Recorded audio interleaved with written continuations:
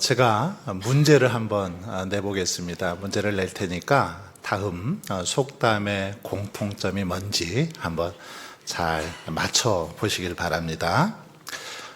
발 없는 말이 천리 간다. 쌀은 쏟고 주어도 말은 하고 못 줍는다. 입은 비뚤어졌어도 말은 바로 해라. 그리고 낱말은 새가 듣고 반말은 지가 듣는다. 가는 말이 고와야 오는 말이 곱다. 말 한마디로 천냥빛을 갚는다. 이 공통점이 뭘까요? 말. 예. 말조심. 예. 말의 중요성에 관한 우리 속담이죠. 우리 선배들이 신앙의 선조들이, 믿음의 선조들이 특별히 말의 중요성을 강조하기 위해서 만든 그런 속담들입니다. 조상들은 일찍이 우리들의 삶 속에 이 언어, 말이 얼마나 중요한지를 알았기 때문에 이런 속담을 통해서 이렇게 말의 중요성을 교훈하고 있는 것입니다. 그런데 성경에도 보면 이 말의 중요성을 강조합니다. 말, 이 언어가 우리 인간의 삶 속에 그만큼 중요하기 때문이죠. 그래서 지혜의 왕이라고 하는 솔로몬도 잠언서에서 말에 대해서 굉장히 많이 강조하고 있는 걸 볼 수 있습니다. 잠언 10장 19절을 보시면 말이 많으면 허물을 면하기 어려우나 그 입술을 제어하는 자는 지혜가 있느니라. 그리고 잠언 18장 6절로 7절에 보면 미련한 자의 입술은 다툼을 일으키고 그의 입은 매를 자청하느니라. 미련한 자의 입은 그의 멸망이 되고 그의 입술은 그의 영혼의 그물이 되느니라. 그리고 잠언 18장 21절 죽고 사는 것이 혀의 힘에 달렸나니 혀를 쓰기 좋아하는 자는 혀의 열매를 먹으리라. 여러분 그렇습니다. 죽고 사는 것 바로 이 혀에 달렸다. 그렇게 성경은 말씀하고 있습니다. 이 혀에 따라서 입술의 언어에 따라서 사람이 살기도 하고 죽기도 한다. 그런 말입니다. 그 사람이 복된 삶을 살기도 하고 그렇지 않기도 하더라는 거죠.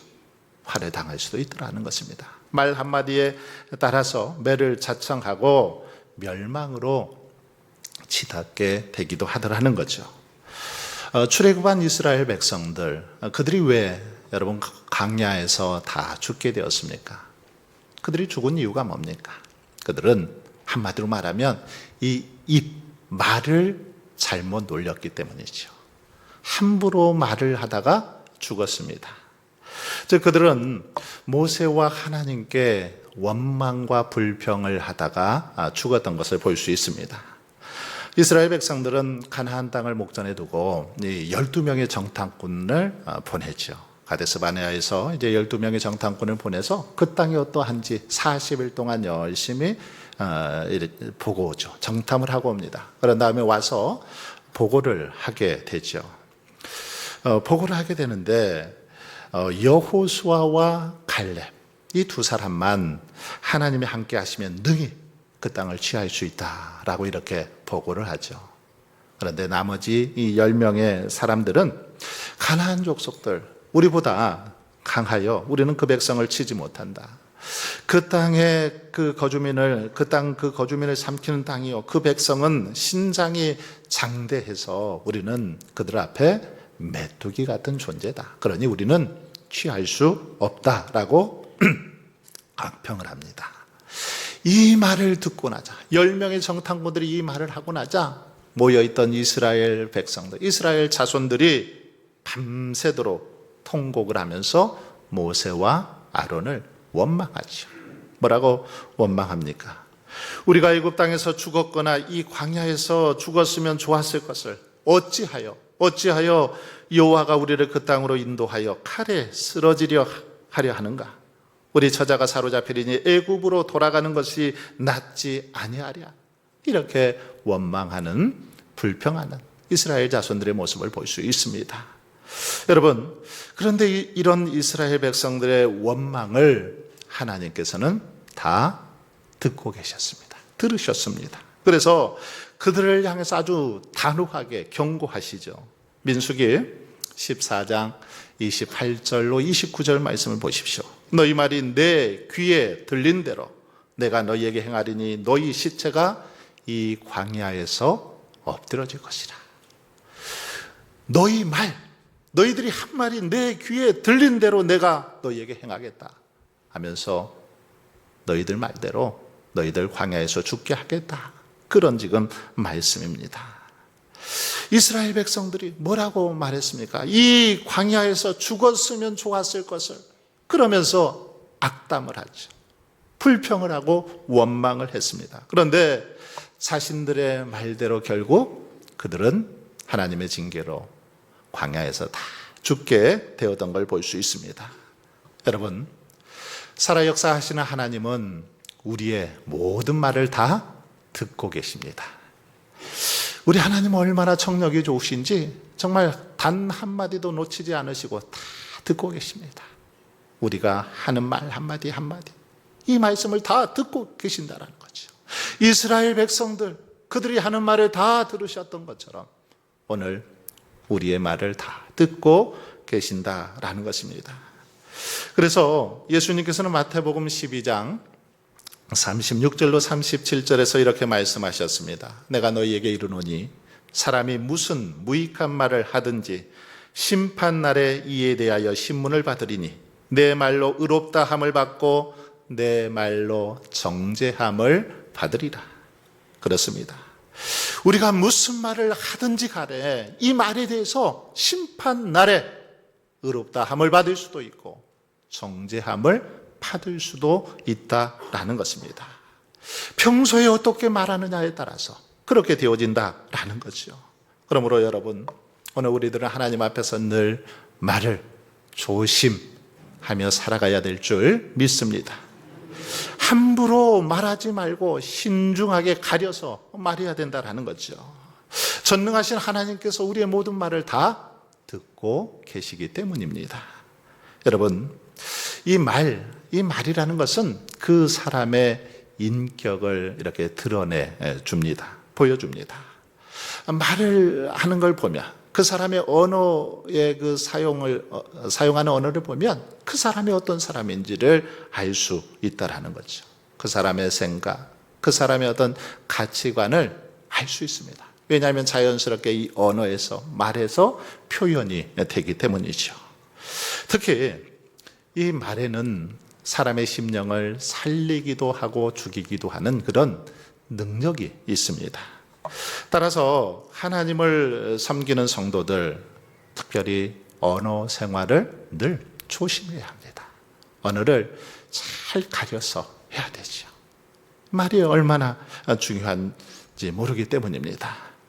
정말 우리들이 주님의 피값으로 의로운 존재들이 되었다라면 그러기에 우리는 이 언어를 잘 사용해야 합니다. 생명을 살리고 구원하는 일에 우리의 입술을 사용해야 되죠.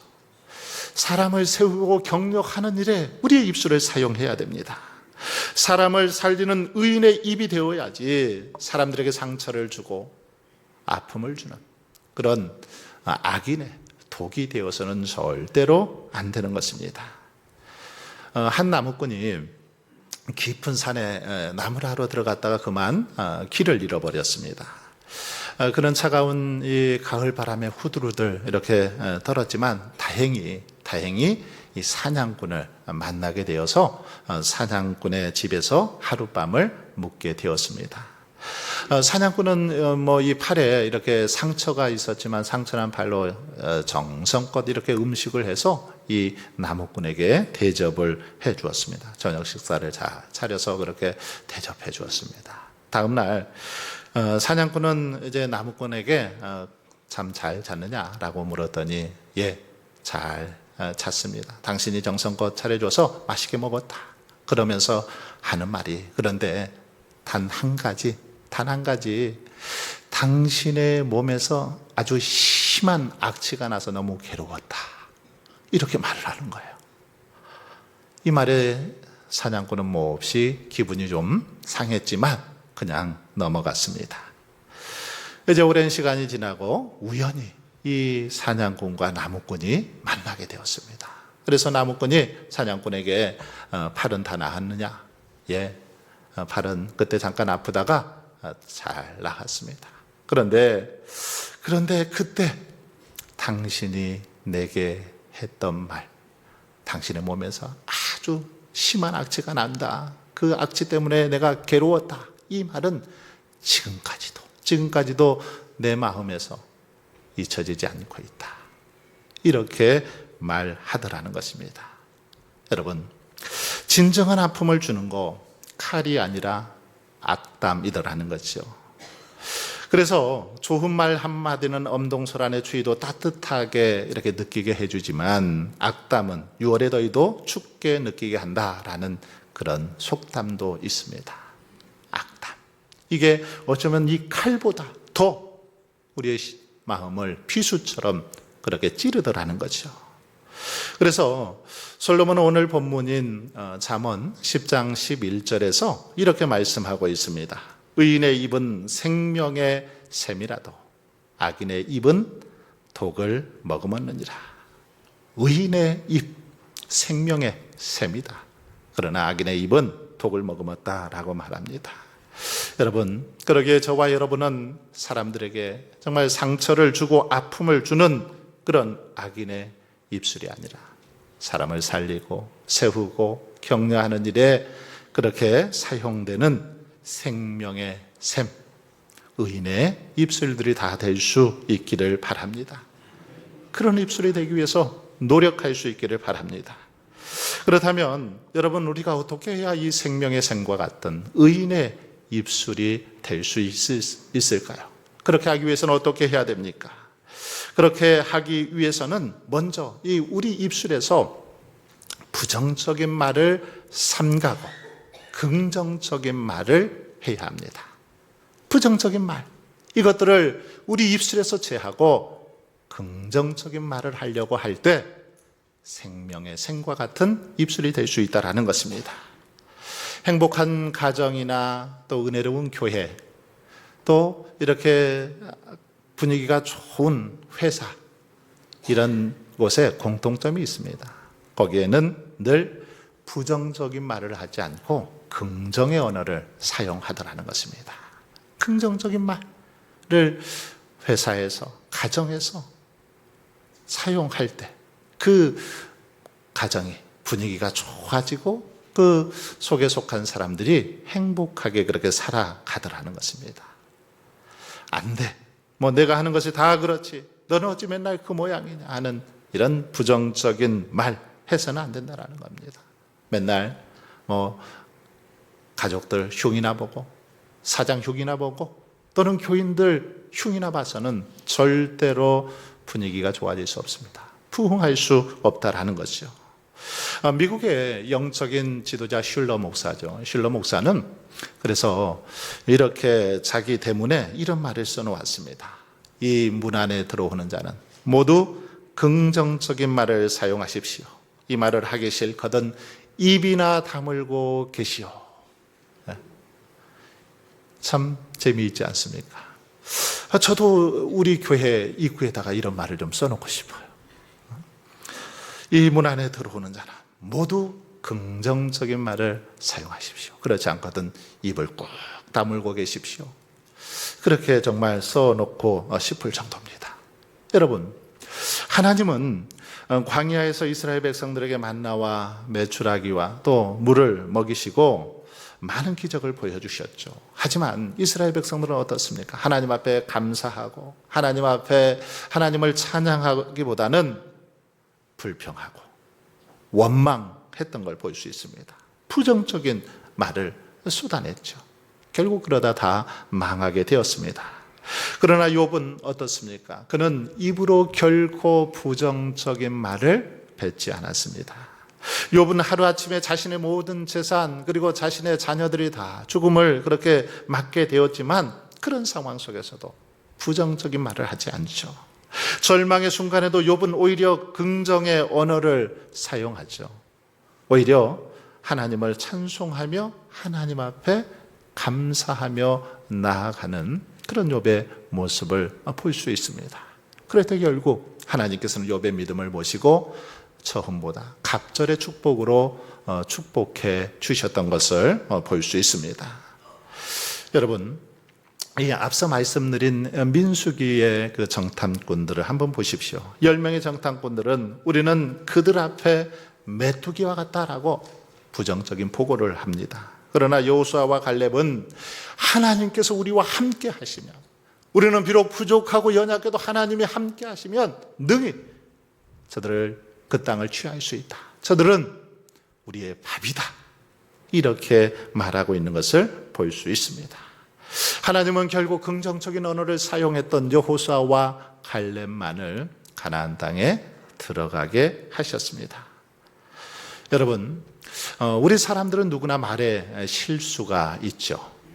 말에 실수가 없으면 그는 온전한 사람입니다. 그래서 야고보 사도는 야고보서 3장 2절에서 우리가 다 실수가 많으니 만일 말에 실수가 없는 자라면 곧 온전한 사람이라 능히 온 몸도 굴레 씌우리라, 이렇게 말씀하고 있습니다. 우리는 연약한 인간들이기에 누구나 말에 실수가 있다라는 것입니다. 하지만 여러분, 이 말은 말의 실수를 합리화하는 그런 말은 아니죠. 말의 실수를 합리화하는 게 아닙니다. 되도록이면 실수를 줄이고 하지 않아야 하죠. 자, 그렇다면 어떻게 해야 우리가 말의 실수를 줄일 수 있을까요? 어떻게 해야만 말의 실수를 줄일 수 있습니까? 그냥 말을 안 하고 입을 꼭 다물고 있으면 될까요? 말을 안 할 수는 없죠. 그러면 어떻게 해야 됩니까? 어차피 우리가 말은 안 할 수 없는데 말을 하되 부정적인 말, 이 말을 하지 않고 긍정적인 말을 하는 그런 습관을 들이는 것입니다. 부정적인 말보다는 긍정적인 말을 하며 살아가는 것, 이것이 실수를 줄일 수 있는 좋은 방법이라는 것입니다. 즉, 우리 입술에서 거짓말, 과장된 말, 무의미한 말, 무익한 말, 악한 말, 이런 것들을 멀리하고 긍정의 언어를 사용하는 거죠.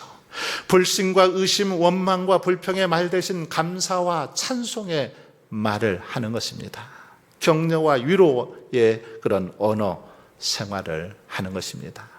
그러므로 여러분, 저와 여러분이 말의 실수를 줄이고 복된 삶을 살아가길 원한다면 우리의 입술에서 부정적인 말을 삼가고 긍정의 언어를 사용할 수 있기를 바랍니다. 당신은 할 수 있어요. 조금만 더 노력하면 돼요. 힘내요. 화이팅! 이렇게 긍정적인 언어를 사용하는 것입니다. 마가복음 9장에 보면 귀신 들린 아이의 아버지가 자기 아들을 데리고 오죠. 그래서 제자들에게 아이에게 들린 귀신을 쫓아내달라고 부탁을 합니다. 그런데 제자들이 쫓아내지를 못합니다. 이때 이 모습을 보던 예수님께서 이제 쫓아내 주시려고 하죠. 그러면서 이 아이의 아버지에게 묻습니다. 언제부터 아이가 이렇게 되었느냐라고 묻습니다. 그랬더니 이 아이의 아버지가 그 예수님에게 하는 말이, 무엇을 하실 수 있거든 우리를 불쌍히 여기사 도와주소서, 이렇게 말하는 것입니다. 예수님이 고쳐주려고 마음 먹고 이것저것 물어보니까 무엇을 하실 수 있거든 우리를 불쌍히 여기사 도와달라, 이렇게 말하는 것이죠. 그때 예수님은 몹시 아마 기분이 상하셨습니다. 그래서 그 아이의 아버지를 향해서 그렇게 책망하시죠. 할 수 있거든이 무슨 말이냐? 믿는 자에게는 능히 하지 못할 일이 없느니라. 책망을 하시죠. 무슨 말입니까? 이 말은 예수님이 그 아버지의 믿음 없음을 보시고 책망하시는 그런 말씀입니다. 쉽게 말하면 아이를 고치고 싶거든 너의 이 불신앙적인 부정적인 말버릇부터 고쳐라, 그런 말씀이죠. 네 아이를 고치고 싶거든 먼저 너의 그 못된 입술부터, 말하는 습관부터 고쳐라 라는 그런 책망이신 것입니다. 주님의 이 책망에 아버지는 그렇게 말하죠. 내가 믿나이다. 나의 믿음 없는 것을 도와주소서라고 그렇게 말합니다. 이때 주님께서는 그 아이의 이제 병을 고쳐주십니다. 귀신을 떠나가게 해주십니다. 여러분, 그렇습니다. 믿음의 사람, 지혜로운 사람은 부정적인 언어를 사용하지 않고 언제나 늘 긍정의 언어를 사용합니다. 그런데 어리석은 사람들은 어떻습니까? 너무 쉽게 이 부정적인 말을 입에 달고 살아가는 걸 볼 수 있습니다. 에서를 한번 보십시오. 이 에서는 너무 쉽게 부정적인 말을 사용하다가 결국 큰 그런 손해를 봤던 사람입니다. 어느 날 사냥을 하고 돌아와서 하는 말이 그렇게 말하죠. 내가 죽게 되었으니 이 장자의 명분이 내게 무엇이 유익하리요? 내가 지금 그냥 피곤해 죽겠다, 배고파 죽겠다, 그러니 이 장자의 명분 내게 뭐가 유익하냐? 그러면서 장자의 명분을 너무 가볍게 그렇게 여기는 말을 하고 있는 걸 볼 수 있습니다. 결국 에서는 자신의 이 부정적인 언어 때문에 장자의 축복을 동생 야곱에게 빼앗기고 말았던 걸 볼 수 있습니다. 여러분, 이렇게 우리들의 이 말, 언어에는 창조의 능력이 있습니다. 창조의 능력. 그래서 부정적인 말을 하면 결국 부정적인 사람이 되더라는 거죠. 불신과 원망의 말을 자꾸 하다 보면 그 사람은 그렇게 되어집니다. 사람들에게 불신받게 되고 늘 원망받는 사람으로 바뀌어져 가더라는 거죠. 하지만 반대로 긍정적인 말을 하면 긍정의 사람이 됩니다. 감사의 말을 자주 하다 보면 감사의 조건이 그 삶에 넘쳐나게 되더라는 것이죠. 그러기에 여러분, 그 사람의 입술의 언어가 그 사람의 미래가 되는 것입니다. 그 사람의 입술의 언어, 지금 어떤 말을 자주 사용하느냐가 그 사람의 앞으로의 모습이 될 수 있다라는 것입니다. 즉, 좋은 말을 많이 하면 좋은 사람이 되는 것입니다. 재미있는 말을 하면 재미있는 사람이 되고 긍정적인 말을 하면 긍정의 사람이 됩니다. 하지만 늘 불평만 하면 불평하는 사람이 되죠. 원망만 하면 원망하는 사람이 되는 것입니다. 늘 싱거운 말만 하면 싱거운 사람이 되는 것입니다.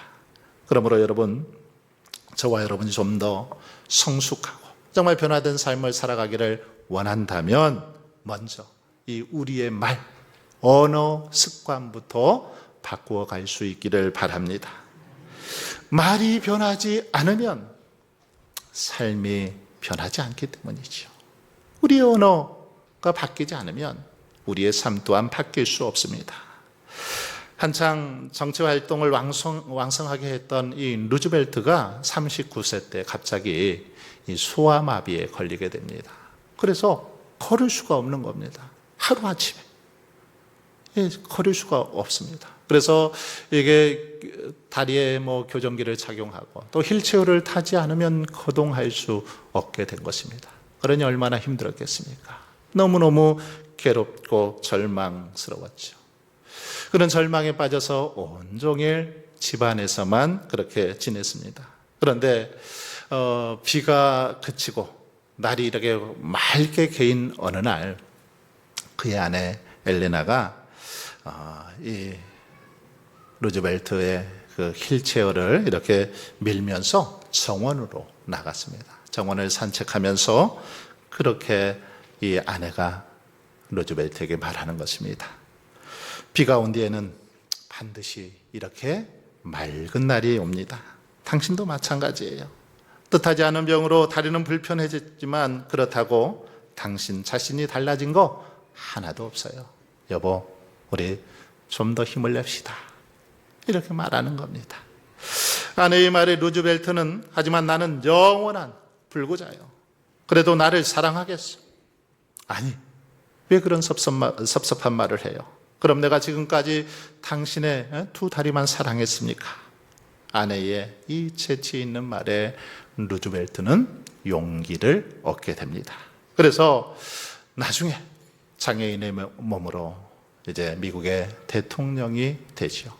그래서 경제 그 공황을 잘 극복하고 또 2차 세계대전을 승리로 이끌게 되는 걸 볼 수 있습니다.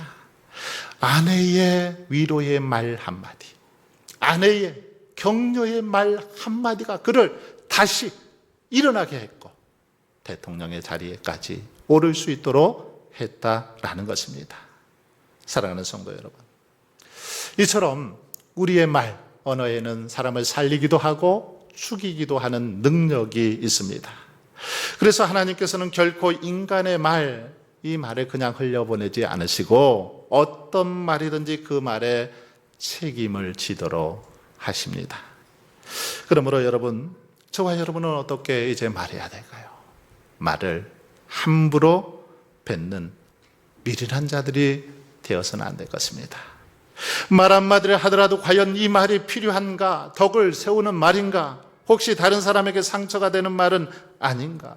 늘 생각해 보면서 정말 지혜로운 그런 말을 할 수 있기를 바랍니다.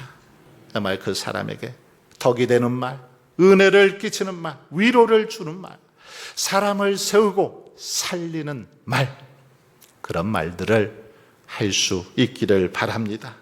그래서 생명의 샘과 같은 언어 생활을 통해서 주님의 은혜, 주님의 축복을 마음껏 누리시는 저와 여러분 모두가 되시길 주의 이름으로 축원합니다.